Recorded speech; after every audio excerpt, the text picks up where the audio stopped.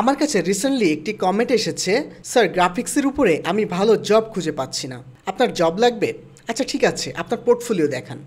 Hello and welcome to Critifix studio. Critifix স্টুডিওর আরেকটা নতুন এপিসোডে আপনাকে আবারও স্বাগত জানাই। আমি মনির।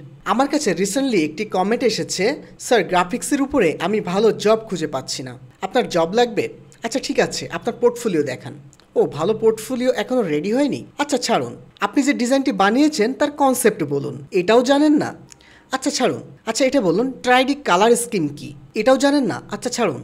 আপনি এটা বলুন, যখন কোনো প্রিমিয়াম ক্লায়েন্ট আপনার কাছে আসবে তখন ট্রাইডি কালার স্কিম আপনি কিভাবে ডিসাইড করবেন? ছাড়ুন। এটা তো বলুন, পরিচিত ব্র্যান্ডগুলো ফেসবুকে কি অ্যাড ক্যাম্পেইন চালাচ্ছে সেগুলো কি আপনি নোটিশ করেছেন? আচ্ছা সব কিছু ছাড়ুন, আপনি এতটুকু বলুন, কোন ব্র্যান্ড তাদের লেটেস্ট প্যাকেজিং ডিজাইন চেঞ্জ করেছে? এটা বলুন, কাউন্সেল বানানোর সময় কোন দিকগুলো খেয়াল রাখা উচিত? জানেন না? তাহলে ভালো জব কিভাবে খুঁজে পাবেন?